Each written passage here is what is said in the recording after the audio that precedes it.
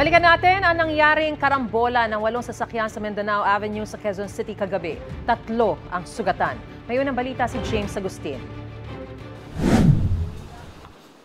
Nayupi ang harapan, nabasag ang windshield at sumampas sa center island ng 14-wheeler na ito matapos maaksidente sa Mindanao Avenue, Quezon City pasado alas 8 kagabi. Ang truck unang nabanggang isang van bago tinumbok ang oil tanker truck.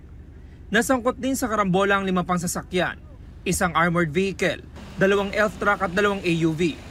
Kwento ng driver ng oil tanker truck, hinihintay niya na mag-go ang traffic light nang bigla siyang mabangga ng 14-wheeler. Bigla na lang pong may bumangga sa likod ko. Ayun, nag-ano na kami ron. Yung nasa unahan ko rin, nabangga ko rin, nagkarambola na kami.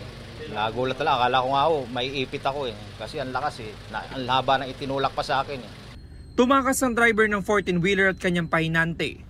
Ang isa pang pahinante nakaligtas matapos tumalon mula sa truck. Nagtamo siya ng mga sugat sa tuhod, kamay at braso. Tinanggal ko po yung lock ng pinto ko.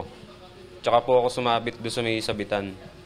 Ang nangyari po, naigilid niya pa kaliwa. Kaya po humampas yung pinakapinto doon sa may high ace. Ngayon po, nung humampas po sa high ace, naramdaman ko po, ang ginawa ko po, pumikit na lang po ako tsaka po ako bumitaw. Tsaka nun po nagdire-diretso sa may tanker. Galing daw sila sa Bulacan at i-deliver ang mga kargang feed sa Cavite. Pagdating sa bahagi ng Mindanao Avenue, bigla umanong nawalan ng preno ang truck. Kung nag-stop po yung mga sasakyan, siyempre po may preno na po yung driver ko. May tumunog po sa may truck namin. Nun nga po siya sumigaw na wala daw pong preno, pumuslit na daw po. Sugatan din ng 53 anyos sa babae na nagtitinda ng mga basahan sa Center Island.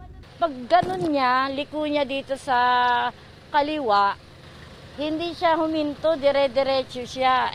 Mga 2 di pa na lang ang layo niya sa akin. Kaya nagpanik na ako na bahala na kung anong nangyari sa akin. Basta makaalis ako dun sa way na tinutuntungan ko yun dahil tumbok na tumbok talaga ako niya eh. Ayon sa QCPD Traffic Sector 6, umabot sa 3 taong nasugatan sa karambola ng 8 sasakyan.